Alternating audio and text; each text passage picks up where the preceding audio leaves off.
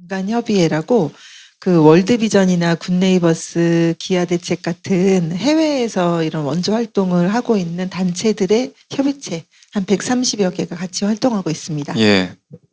우리 환경운동연합의 신재은식 있어가지고 제가 좀 착각을 했습니다. 예. UN 식량농업기구 한국협력연락사무소 부소장으로 계시는 이나라 선생님 나오셨습니다. 네. 마지막으로 코이카 기후 ODA 담당관 박도현 선생님 나오셨습니다. 예, 12시까지 마쳐야 되기 때문에 제가 시작할 때는 10분 정도 드릴 수 있다고 생각했는데 지금 한 6분, 7분 정도 드릴 수밖에 없어서 가장 핵심적인 말씀을 좀 주제하게 하시고 만약 시간이 더 있으시면 시간을 더 드리겠습니다. 그리고 토론을 마치시면 우리 발제자들께서도 간단한 답을 할 수 있는 그런 시간을 또 갖도록 하겠습니다. 먼저 순서대로 강문수 선생님부터 시작해 주시기 바랍니다. 네, 안녕하세요. 반갑습니다. 저는 강문수라고 합니다. 오늘 이렇게 초청을 해주셔서 정말 감사드립니다. 저는 오늘 그 두 분의 발표를 들으면서 굉장히 많이 배우는 시간이었고, 저도 제 나름대로 좀 생각들을 많이 들었는데, 농업 분야에서 기후 회복력은 결국에는 이 식량 안보와 관련된 문제가 아닐까, 특히 개도국에서는.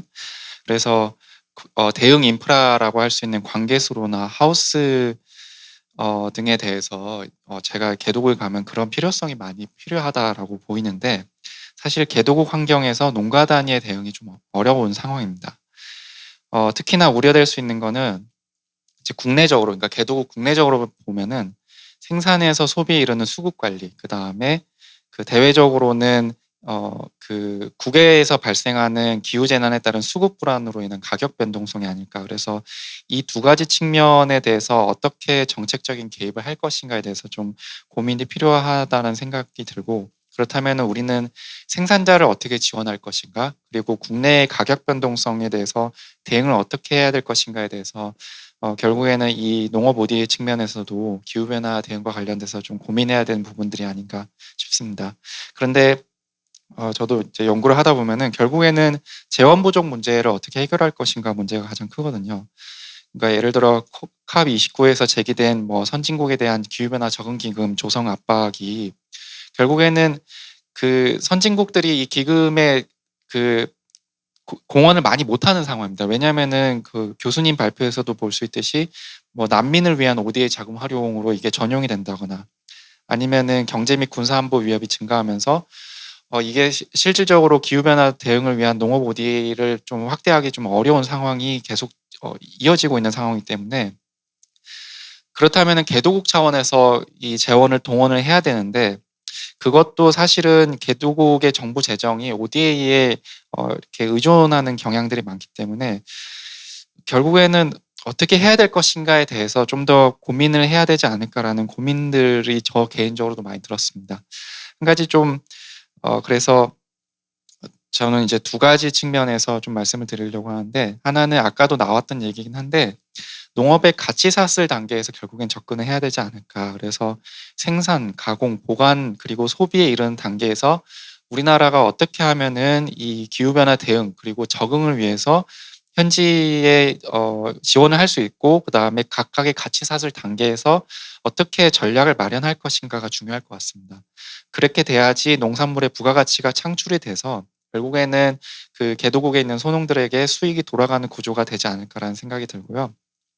두 번째로는 우리나라의 농업 ODA 전략 측면에서 안규미 팀장님이 굉장히 좋은 말씀들을 많이 해주셨어요. 그래서 아프리카에 좀 치중해서 본다면은 시그니처 사업인 K 라이스벨트에 대해서 그 좋은 말씀들을 해주셨고, 저도 성과가 굉장히 좋은 것으로 알고 있는데, 그런데 우리가 좀 고민해 봐야 되는 거는 결국에는 K 라이스벨트라는 것이 그 쌀 종자 개량 사업, 그 다음에 이거를 보급해서 그 아프리카 지역의 정부 또는 농민들이 이거를 활용하는, 거기에 조금 많이 방점이 있는 것 같습니다. 그렇다면은 종자를 개발해서 활용하는 것, 그것도 굉장히 중요한데, 이 기후 변화라는 측면에서 봤을 때 결국에는 그 쌀 재배 관련돼서 각종 인프라나 아니면은 지금 우리나라도 개발 재원이 줄어들고 있는 상황에서 어떻게 하면 효율적으로 기술을 그 전수할 것인가의 부분에 이르기까지 좀 고민이 많이 필요하다라는 생각이 들고,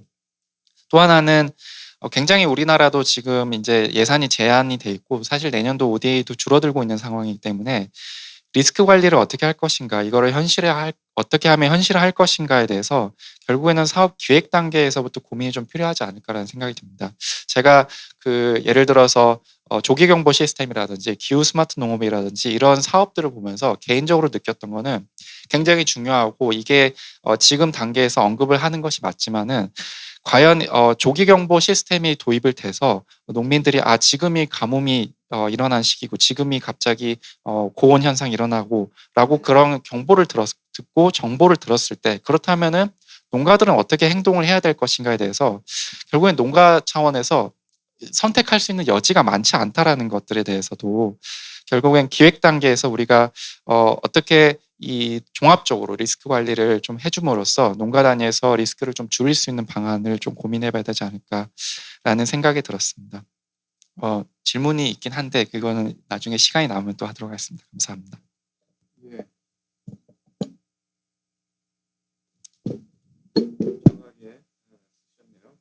그럼 이어서 신재현 선생님. 네.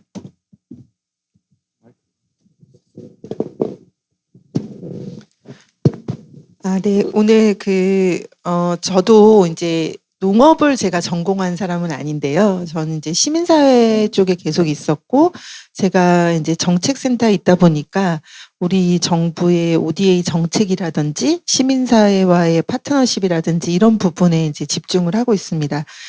그래서 이제 이 농업이라는 것을 제가 이렇게 오늘 심도 깊은 이야기를 듣는 것은 처음이었는데, 어찌됐건 1차에서 4차까지의 자료들을 쭉 보면서 많이 배웠고, 또 어떻게 협력할 수 있을지 좀 협력의 관점에서 좀 봤습니다.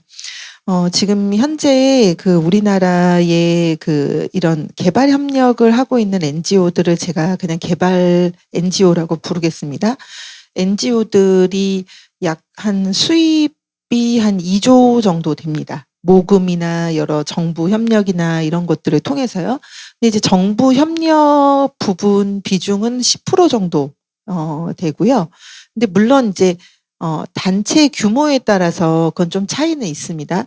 근데 이제 전체를 통계적으로 봤을 때 한 10% 정도 되는데, 그 중에서 이 해외 사업으로 연간 쓰는 돈이 한 8천억 원 정도입니다. 그러니까 상당한 금액들을 해외와 이제 파트너십을 하고 있고, 그 파트너십을 하고 있는 금액들이 어느 분야로 가냐 할 때 보건, 교육, 농업, 지역개발, 요렇게가 많이 가고 있습니다. 특히 이제 농업 자체는 농업만 하는 건 적고요. 지역 개발 안으로 들어가서 이제 농업이 포함되어서 같이 하는 방식이 많이 되고 있고, 그런 것이 한 25%에서 30% 정도가 이런 지역 개발을 통해서 하고 있습니다. 그러다 보니 시민사회는 굉장히 통합적으로 좀 접근을 많이 합니다. 왜냐하면 교육 하나만 해서 뭔가 그 빈곤을 탈출하거나 보건 영역만 한다고 해서 그 삶이 막 드라마틱하게 개선되거나 이렇지가 않고, 이렇게 통합적으로 접근을 할 때 삶의 개선이 일어나기 때문에 NGO들은 좀 그런 방식으로 많이 하는데, 우리가 정부랑 사업을 할 때는 이것들이 좀 한계가 있을 때가 많이 있습니다. 왜냐하면 이제 정부는 분야별로 움직이기 때문입니다. 그래서 NGO의 사업 포트폴리오를 보면 이제 NGO들 중에서도 현지에 지부를 세워서 장기간 그 지부를 중심으로 활동하는 NGO들이 있고요. 그 다음에 이제 여러분들이 잘 아시는 국제 NGO라고 해서 월드비전, 세이브 더 칠드런 이런 곳들은 파트너십으로 이제 운영이 됩니다. 그래서 공여를 하는 이제 국가가 있고, 수원을 받는 국가, 이렇게 파트너십으로 맺어져서 이제 하는 곳이 있고, 아니면 현지에 다른 이제 시민사회 단체라든지 이런 곳들과 협력을 해서 이제 하는 이런 형태로 크게 이제 사업들이 진행이 되고 있는데요. 저희가 이제 요즘 좀 주목하는 거, 그래서 우리 정부에 지금 계속 요청드리는 건 뭐냐면, 그 시민사회의 가장 큰 파트너는 여기 이제 옆에 계시는 코이카입니다. 그래서 코이카 민간협력 사업이라는 것, 시민사회 협력 프로그램인데 이게 3년 단위의 프로그램입니다. 연간 이제 5억에서 지금 7억으로 올라간 지가 작년부터 올라갔기 때문에 그래서 뭐 그전 거는 거의 5억 단위에서의 사업들을 많이 했고 매칭으로 한 20%는 시민사회가 돈을 준비하고 재원을 준비하고 80%를 정부와 협력해서 하는 이제 그런 방식으로 하는데 제가 보니까 이 사업에서 굉장한 그 성과가 좋은 것들이 굉장히 많이 나고 있습니다. 왜냐하면 이 사업의 구조가 아까 3년이라고 말씀드렸는데요. 3년을 하고 나서 성과가 확산될 수 있는 그런 좋은 사업들 있잖아요. 그런 거는 3년을 더 갑니다. 그러니까 2단계라고 해서 그럼 6년을 가죠. 근데 이게 또 성과를 더 확산할 수 있겠다, 좋겠다 이러면 또 한 번 더 갑니다. 그럼 9년까지 가요. 그러면 이제 사업들 중에서 6년이나 9년간 사업들이 꽤 있습니다. 그런데 이제 이런 사업들이 그리고 나서 어떻게 되냐면 두 가지 경로가 있는데요. 하나는 전략형이라는 사업이 있습니다. 이거는 똑같이 그 민간협력 사업, 시민사회 파트너십인데 굉장히 큰 규모로. 그래서 연간 10억에서 20억으로 최장 15년까지 할 수 있는 이렇게 점핑을 할 수 있는 사업군이 하나가 있고요. 파트너십이. 또 하나는 코이카의 국별협력 사업이라는 것으로 연계가 되는. 그래서 이제 최근에 어떤 게 있었냐면 물론 농업은 아직 없었는데 그 이제 NGO 중에서 중소형 단체입니다. 이제 위드라고 하는 영양 NGO인데요. 여기가 그 학교 급식 프로그램 시범으로 하는 것들을 하고 나서 그다음에 그 나라의 대통령부터 뭐 국회의원들을 계속 정책 옹호 활동을 한 20년간 계속 펼쳐옵니다. 그 사이에 뭐 사업들도 여러 가지가 있었고요. 그러면서 이 나라가 학교 급식법을 제정을 하게 됩니다. 그게 이제 이 위드가 계속 학교 급식법이 제정이 되어야 된다라는 이야기를 하면서 변화가 일어났는데요. 그게 왜 그러냐면 이제 우리나라가 급식을 많이 받았는데 1990년대가 가도 급식이 우리나라가 제대로 안 되고 있었어요. 그러니까 그 이유 중에 하나가 법이 정비가 안 되고 계속 받는 족족 그냥 디스트리뷰션만 하고 났더니 우리에게 역량이라는 게 하나도 안 쌓이고 급식의 질도 나빠, 산업도 육성이 안 돼, 그다음에 학교 시설도 엉망이야. 그러니까 이런 것들을 이제 법을 정비를 하면서 다시 개선을 했거든요. 네, 그래서 그런 경험들이 이제 몽골이라는 나라로 들어가면서 처음부터 아예 법을 세우겠다라는 목표로 들어가요. 그리고 이제 시범 사업을 통해서 어떤 효과가 있는지를 보여주면서 했던 거죠. 그래서 이제 몽골 정부가 코로나 전에 2019년에 급식법을 세우고 나서 몽골 정부의 돈으로 이 급식을 운영하겠다라고 했어요. 근데 코로나가 왔잖아요. 그러니까 그 다음에 한국 정부한테 이제 요청을 한 거예요. 우리가 하고 싶었는데 이게 도저히 우리 재원으로 안 되니까 코이카에서 좀 국별협력 사업으로 해주면 좋겠다. 그렇게 해서 다시 위드가 그 사업을 임플리멘트하는 파트너로 들어가서 지금 하고 있거든요. 이제 제가 이제 마지막으로 드리고 싶은 말씀 뭐냐면 우리 NGO들이 이미 현장에서 농업 사업, 지역 개발 사업들을 많이 하고 있고 그것들 중에 우수 사례로 우수 성과가 있는 사업들이 많이 있습니다. 그럼 아까 지금 이제 우리 그 안유미 팀장님께서 말씀하신 NGO하고 협력하는 게 갑자기 어느 날 NGO에게 지원하는 프로그램을 해달라는 방식이 아니고 이미 성과가 난 것을 이런 사업들은 정부 파트너십도 이미 잘 구축이 되어 있거든요. 그럼 이것들을 스케일업 하자 이건 거예요. 그리고 이제 NGO 사업은 디스트리뷰션을 하지 않습니다. NGO 사업은요, 대출을 해줍니다. 그리고 상환하도록 하고 있고, 그 다음에 그걸 가지고 협동조합을 만들어서 스스로 자립하는 방식으로 되어 있기 때문에, 우리 정부가 어떤, 거시적인 성과도 필요하지만 이렇게 바텀업에서 주민들에게 정말 도움이 되는 주민들의 역량을 강화해서 스스로 자립하는 개도국 시민 자립형 사업들을 할 수 있는 지금 씨앗들이 우리한테 너무 많다. 이런 부분에 좀 집중해 주시고 협력을 해 주시면 좋겠다라는 말씀드립니다. 이상입니다. 네, 감사합니다. 엔조 사업, 지속 가능한 엔조 사업의 스케일업, 그게 아주 중요한 키워드로 다가옵니다. 세 번째, 이나라 선생님. 네. 네, 안녕하세요. 소개받은 이나라 부소장입니다. 먼저 저희 FAU를 이렇게 중요한 자리에 초대해 주셔서 감사드린다는 말씀드립니다. 아쉬운 점은 저희가 이제 마지막 행사에 초대가 되었다는 점이고요. 저희가 앞에부터 초대가 될 수 있도록 더 열심히 해야겠다는 생각을 또 한번 해보면서 시작을 해보도록 하겠습니다. 여기에 지금 분야의 전문가분들 많이 와 계신데 굳이 저희 이제 FAU를 불러주신 이유를 잘 생각을 해보자면, 그러면 국제기구는 이런 지금 논의되고 있는 내용들에 대해서 어떻게 생각하는지에 대해서 조금 이야기를 해달라고 하신 것 같아서 앞서서 많은 분들이 중요한 말씀 많이 해주셨기 때문에 다른 부분들은 조금 건너뛰고 저희 국제기구의 입장, FAU의 입장 말씀을 조금 드려보도록 하겠습니다. 제일 먼저 중요한 부분은 다들 말씀을 주셨지만 탄소 저감을 위한 그다음에 그린 ODA 관련해서 방향성을 보는 데 있어서는 사업을 당연히 저감 활동 그리고 그다음에 적응 활동을 하는 것도 되게 중요하다고 생각하지만 그 활동을 제대로 이제 추정할 수 있고 그리고 검증할 수 있는 거, 그런 거에 대한 기반이 구축되는 것도 되게 중요하다고 생각을 하는데요.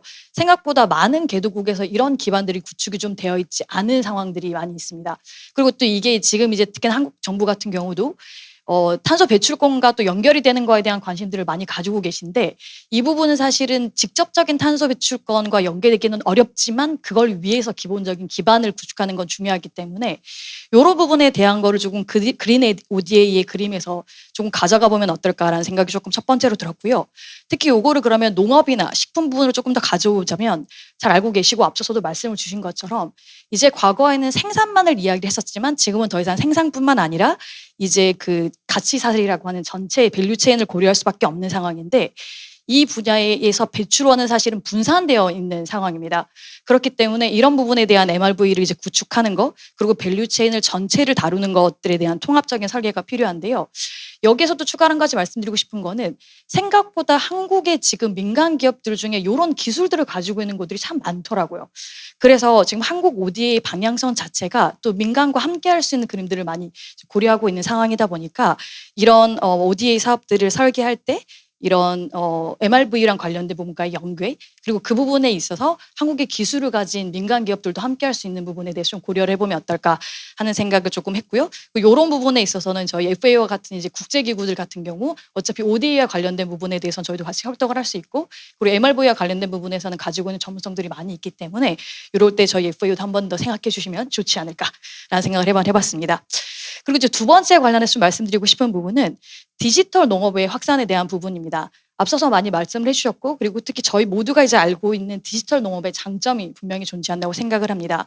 다만 조금 이제 제가 말씀드리고 싶은 부분은, 그런데 이런 디지털 농업을 이행을 하는 데 있어서 중요한 부분 중에 하나가 에너지에 대한 수요가 또 높아질 수밖에 없다는 부분인 것 같습니다. 그래서 이런 것들을 이제 해결하기 위해서 순환 경제에 대한 부분을 한번 다시 또 고려해 보면 좋겠다고 생각이 되는데요. 물론 앞서 발제해 주신 두 분께서도 이런 부분에 대한 말씀을 조금 해주시긴 하셨는데, 특히나 이제 순환 경제에 관련해서 저희 FA도 최근에 되게 많은 관심을 가지고 있는 상황입니다. 특히나 식품과 관련해서 그 푸드 로스나 그다음 웨이스트랑 관련된 부분들이 많이 이제 이슈가 되고 있는 상황이잖아요. 한국도 마찬가지고요. 근데 이런 것들을 또 한국은 음식물 쓰레기의 자원화라든지 이런 방법들을 통해서 순환 경제를 이미 많이 하고 있는 부분들이 있습니다.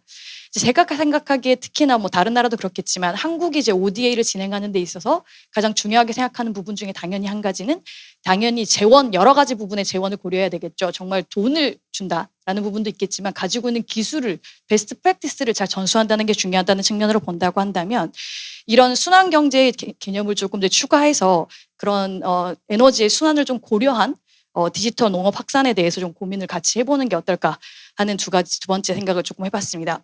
그리고 이제 마지막으로 조금 드리고 싶은 세 번째 포인트는 신재현 센터장님께서 말씀해 주신 것과도 사실은 좀 같은 맥락을 가져간다고 생각을 합니다. 지금 앞서서 발제자분들도 계속 말씀을 해주셨는데 스케일업이 정말 필요하다는 말씀을 주셨고요. 그리고 이제 그거를 그 분야를 다양화할지 그다음에 이제 사이즈를 키워나갈지에 대한 고민을 많이 말씀을 주셨는데 너무 당연히 고민을 할 수밖에 없는 부분이라는 걸 인정을 하고 있고 근데 다만 이제 기존에 잘 되었던 것들을 좀 더 스케일업하게 된다고 한다면 센터장님께도 말씀 주셨던 부분이라고 생각을 하는데요. 그렇게 된다고 한다면 사실은 시행착오를 조금 줄이는 그림으로 가져갈 수 있지 않을까라는 생각을 합니다. 이제 그런 측면에서 그럼 다시 국제기구의 관점으로 조금 가져왔을 때 국제기구들이 가지고 있는 기존에 좀 잘 되고 있는 이니셔티브들이 있습니다. 즉 잘 되고 있기는 하지만 그걸 또 스케일업 하고 싶어 하고 그리고 거기에 대한 추가적인 재원과 기술이 필요한 이니셔티브들이 제법 있습니다. 예를 들어서 저희 FAO의 핸드 인 핸드 이니셔티브를 짧게 말씀을 좀 드리고자 하는데요. 아마 과거에 제가 이제 토론하는 걸 보신 분들은 아마 한 번쯤은 들어보셨을 것 같은데 핸드 인 핸드 이니셔티브라는 건 이제 손에 손잡고 이니셔티브라고 저희가 번역을 합니다. 과거 이제 88년에 손에 손잡고 함께 다 같이 이제 벽을 넘는 거였네요. 네. 네, 이 개그에 웃으시는 분들은 연세가 좀 있으신 분들이신데요. 어쨌든 그래서 제가 이제 손에 손잡고 이니셔티브라고 번역을 하고 있는데요. 정말 말 그대로 FAO가 손과 손을 잡도록 해드린다는 의미를 가지고 있습니다. 한쪽 손은 어떤 손이냐면 개도국인데요. 자원은 많이 있는데 그 자원이 정확히 어디에 있는지 모르고 그다음에 그 자원들을 어떤 식으로 제대로 활용을 할 수 있을지 어떤 인프라가 갖춰져야지 이 자원을 활용할 수 있을지 모르는 개도국들이 있습니다. 나머지 한 손은 한국과 같은 그다음에 아니면 ADB처럼 아까 다양하게 말씀드렸던 그런 디벨롭먼트 뱅크들 그리고 심지어 프라이빗 섹터가 존재합니다. 예를 들어서 재원은 가지고 있는데 그 재원을 어떤 식으로 활용할지에 대한 고민들이 있는 곳들 그리고 그다음에 리스크를 최소화하고 싶은 곳들 예를 들어서 프라이빗 섹터도 마찬가지죠. 뭐 망고 주스를 생산하는 곳이라고 한다면 어느 나라에 가서 망고를 제대로 된 망고를 그다음에 기반이 제대로 제도가 제대로 갖춰져 있는 곳에서 수입을 해와서 안정적인 수급을 할 수 있을지에 대한 고민을 가지고 있는 두 번째 손이 있습니다. 이 두 가지 손이 서로를 맞잡게 할 수 있도록 하겠다는 것이 저희 하이하인 이니셔티브인데요. 이 이니셔티브는 결과적으로 저희 FAO가 가지고 있는 저희의 데이터를 기반으로 해서 그리고 분석을 기반으로 해서 각 나라의 그 개도국의 정부를 중심으로 한 이해관계자들과 협력을 해서 인베스트먼트 포트폴리오를 함께 만드는 일을 하고요. 그리고 그거에 대한 예산은 양자나 아니면 아까 말씀드렸던 프라이빗 섹터의 직접 투자로서 이 개도국들의 활동을 할 수 있도록 되는 겁니다. 저희가 이 하이하이 이니셔티브에 대해서 되게 자부심을 가지고 있는 것 중에 한 가지는 지금 우리가 얘기하고 있는 그린 ODA와 연계된 부분인데요. 특히나 이런 부분에 투자를 하게 되면 이거에 대한 나오는 수익들을 어떤 마켓에 팔 수 있는지에 대한 분석 플러스 그리고 이걸로 인해서 얼마만큼의 온실가스 감축이 이루어질 수 있는지에 대한 분석까지를 사실은 하고 있는 상황이기 때문에 이렇게 뭐 저희 FAO에 대해서만 짧게 말씀을 드리긴 했지만 다양한 기구들 그리고 다양한 국제기구뿐만 아니라 말씀하셨던 NGO 그 다양한 곳들에서 가지고 있는 그런 이니셔티브가 분명히 있고 존재하는 강점들 장점들이 존재하기 때문에 그런 거에 대한 협력을 통해서 조금 더 시너지를 내면서 스케일업을 할 수 있는 그림으로 가져가면 어떨까라는 생각을 하면서 마무리를 하도록 하겠습니다. 감사합니다.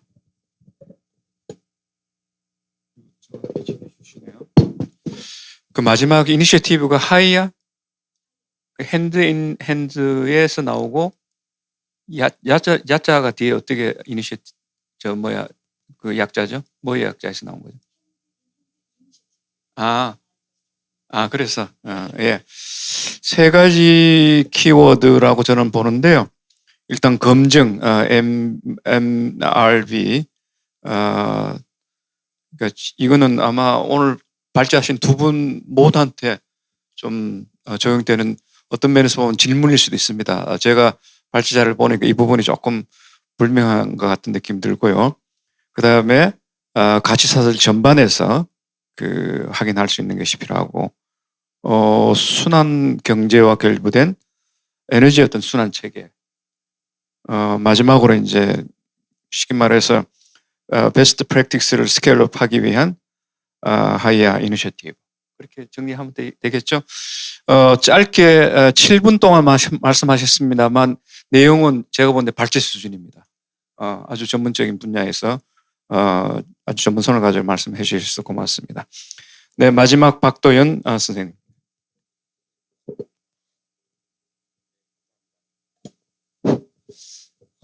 저 코이카에서 기후 ODA 프로그램을 담당하고 있는 박도윤입니다. 오늘 자리가 기후 위기 시대에서 농업 ODA가 나가야 되는 그 방향에 대해서 공부하고 또 고민해 볼 수 있는 좋은 자리가 됐다라고 생각이 듭니다. 두 분 발제자와 다른 이제 토론자분들께서 좋은 말씀 많이 주셨고 큰 틀에서의 방향성을 다 잘 제시해 주셨다라고 생각이 들고요. 저는 이제 실행기관 입장에서 사업을 실행하는 관점에서 몇 가지 보탤 수 있는 말씀을 드리고자 합니다. 이제 발제에서도 이미 언급을 하셨지만 우리나라 ODA 총량 자체를 굉장히 늘리고자 하는 노력들을 지난 수십 년 동안 특히 지난 몇 년간 양적 확대의 노력을 굉장히 많이 했었고요. 이제 올해 뭐 사상 처음으로 좀 이제 감소되는 추세 그리고 내년에도 감소가 예정이 되어 있습니다만은 이제 한편으로는 동시에 올해부터는 이제 그 ODA 프로그램의 효과성 중심의 개편이라든지 우리가 어디에 선택과 집중을 해야 할 것이냐 또 정책적인 핵심 성과를 강화하고자 하는 그런 노력들도 그 구조적인 변화가 ODA 전반에 같이 진행이 되고 있습니다.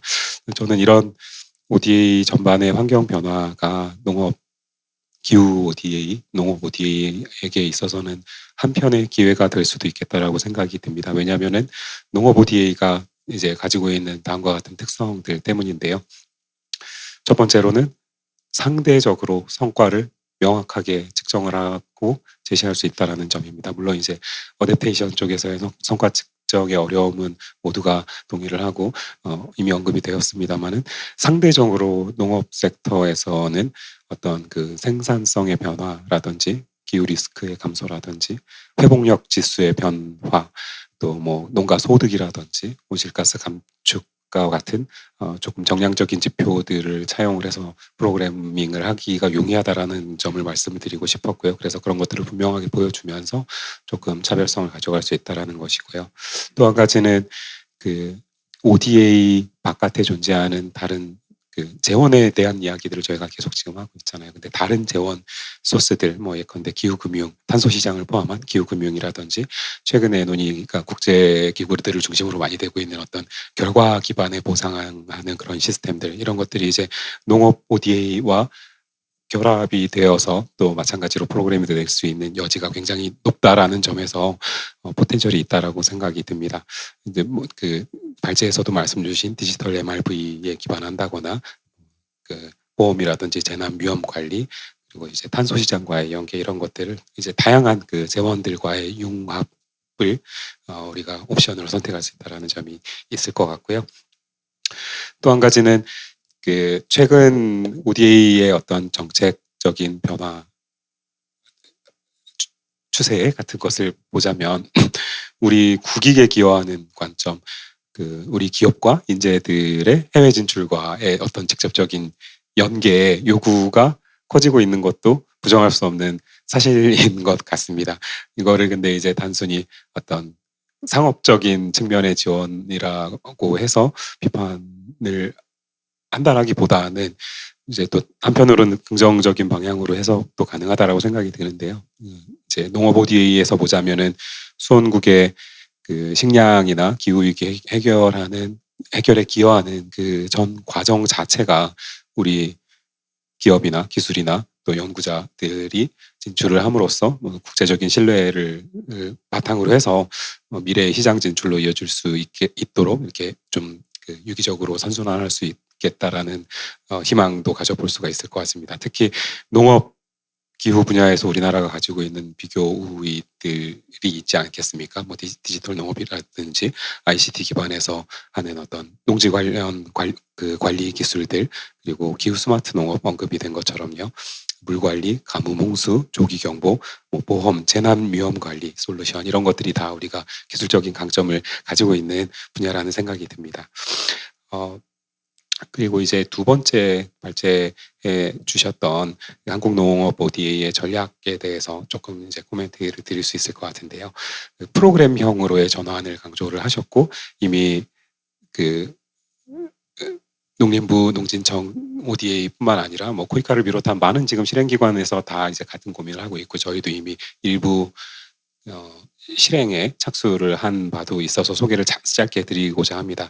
코이카의 경우에도 이미 라오스와 방글라데시에서 혁신적 농촌 공동체 개발 시그니처 프로그램을 개발을 하고 있고 기획조사를 진행을 하고 있습니다. 이 프로그램 그 목적은 농업과 기후, 생계, 디지털을 통합을 하면서 장기적으로 프로그램형으로 농업 ODA 모델을 구축하기 위한 어떤 그 첫 번째 시도라고 할 수가 있을 것 같습니다.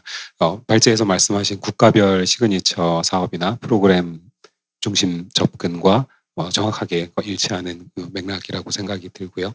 그래서 특히 혼농임업이나 기후 스마트 농업, 농촌 어떤 그 지역 주민의 생계 개선 그리고 뭐 청년 그 농업인 육성과 같은 것들이 하나의 패키지로 설계가 되어서 좀 이렇게 그 홀리스틱 어프로치로 진행될 사업으로 이해를 해주시면 좋을 것 같습니다. 그래서 결론적으로 말씀드리자면은 앞으로 농업 ODA가 어떤 개별 프로젝트들의 병렬적인 실행도 물론 중요하겠습니다만 거기서 그칠 것이 아니라 국가 단위에서나 지역 단위에서의 플랫폼 구축을 통한 프로그램 접근이 필요하다라는 점에 굉장히 동감을 하게 되었습니다.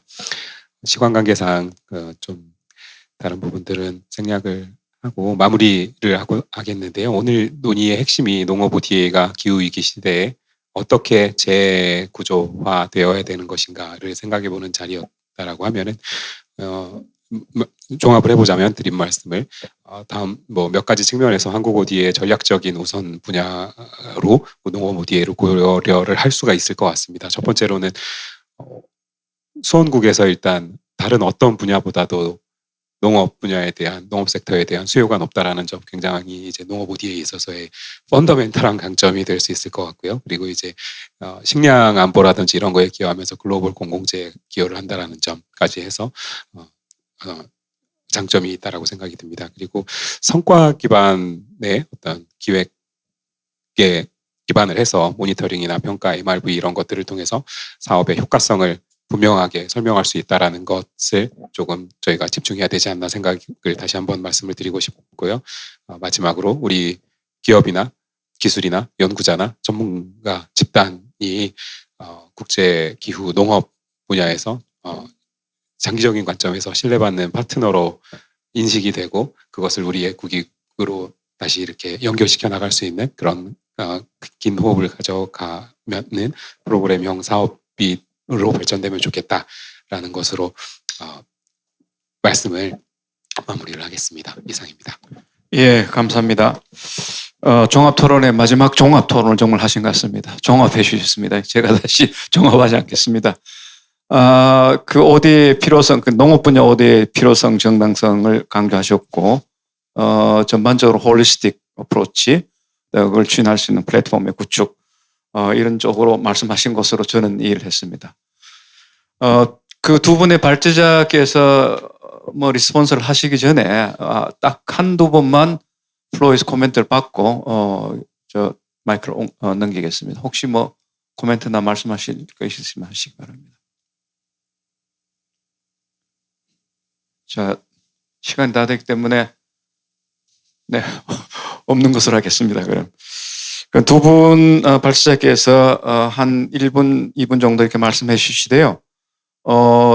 저는 두 분의 발제문을 보면서 이 제목이 말하는 저탄소 기후 회복형이라는 이 수식어가 붙은 농업 ODA의 차별성이 정확하게 뭔지가 잘 그려지지 않아요. 물론 뭐 많은 언급이 있음에도 불구하고 그 다음에 이게 이제 우리 주는 사람 입장에서는 뭐 이런저런 이야기를 할 수 있는데 특히 이제 기후변화 대응 관점에서 본다면 저런 것들이 수원국에서 탄소 그 어카운팅 관리에 어떻게 반영되는지 잘 모르겠어요. 그냥 임의적인 그런 사업으로 되는 것인지 이려면 이제 아까 여러분들이 말씀하셨던 MRB가 분명히 해야 될 것 같아요. 그리고 근자의 이른바 자발적 탄소 감축 시장과의 연계성 같은 것들을 좀 이렇게 연결시켜 주신다면 이게 이제 경제적인 어떤 도움도 되기도 하기 때문에 어쨌든 요런 지금 제가 질문하는 이 내용은 조금은 기후변화 해박이라는 그 문제 틀과 좀 결부시켜 가지고 이 기후 대응형 혹은 뭐 회복형 농업 ODA의 문제를 조금 더 고민해 봤으면 조금 더 이와 관련된 적실한 좀 논의가 되지 않을까 하는 그런 생각이 들어서 제 생각도 좀 보탰습니다. 두 분 수고하셨는데요. 한번 답변을 해 주시기 바랍니다. 1분씩 2분씩 예, 한 1분씩. 예. 토론자들께서 굉장히 좋은 말씀을 해주셨고 또 특히나 이제 여러 가지 계획 차원에서 저희가 발표를 드린 것에 대해서 굉장히 세부적인 아이디어도 많이 주신 것 같습니다. 그래서 그 지금 좀 구체적인 키워드를 가지고 이야기를 드린다면 이제 MRV 시스템에 대해서 굉장히 다들 언급을 해주셨고 특히나 이제 저탄소 관련한 농업 ODA는 더 이 시스템을 어떻게 구체화할 것인지에 대한 고민이 필요할 것 같습니다. 그래서 지금 그 좌장님께서도 이런 부분들을 어떻게 연계를 할 것이냐, 탄소 저감이라든지 이런 그리고 지금 REDD 플러스와도 연계하는 방안들에 대한 고민들을 많이 하고 있는데 실제로 이제 그 감축분을 우리가 가지고 오는 사업을 ODA로 하는 것은 아직은 어렵지만 그 이나라 부소장님께서도 말씀하셨듯이 이런 기반을 구축하는 그 사업을 ODA로 충분히 전개할 수 있지 않겠느냐. 그리고 제가 MRV 시스템 관련해서 말씀드린 부분도 사실은 이 시스템을 도입하는 그런 컨셉은 너무나 좋지만 실질적으로 그 현지에서 이런 체계를 수용할 수 있을 만한 역량을 키우고 가지고 올 수 있는 상황인지 여기에 대한 고민이 필요하다. 특히 이제 농업 ODA를 하는 데 있어서 생산과 그 어떤 상충하는 문제들, 소득과 상충하는 문제들 이런 것들을 잘 해결해 나가는 것이 이제 아까 혼동임업으로도 제시가 되었고 여러 가지 뭐 기후 스마트 농업 기술과 같이 연계해 볼 수 있지 않겠느냐. 그래서 그 고민이 이제 핵심적으로 들어가는 것이 필요하다고 봅니다. 그래서 현장에서의 어떤 다양한 이해관계자를 아우르는 그런 협력 플랫폼으로서의 어떤 ODA가 역할을 해야 되지 않겠느냐 그런 생각을 더 해보게 됐습니다. 네, 좋은 말씀 감사드리고요. 저는 아까 안 팀장님 발표하실 때 그 AHP 분석 결과 봤을 때 굉장히 재밌게 발견했던 부분이 정책 담당자랑 사업 수행자가 다른 리스폰스를 줬던 거 있잖아요. 그러니까 정책 담당자들은 예를 들어 식량 안보 강화가 중요하다면 사업 수행자들은 자생적 농촌 개발이 더 중요하다라는 거를 꼽아주었는데 이게 결국 현장에 대한 이해와 현장에 대한 이해가 없는 사람들이 어떠한 다른 시각을 가질 수 있느냐를 보여주는 예 같아요. 그래서 아까 토론해 주신 분들도 말씀을 주셨는데 가장 중요한 거는 현장의 목소리를 반영해서 그게 뭐 MRV가 됐던 어떤 재원 패키지가 됐던 그런 것들을 진짜 일어나는 밑단에서의 목소리와 그 실행 가능성을 고려해야 된다는 게 저는 굉장히 중요하다고 생각합니다. 또 왜냐하면 얼마 전에 저희 이제 NDC 관련해가지고 공청회를 했잖아요. 국내에서도.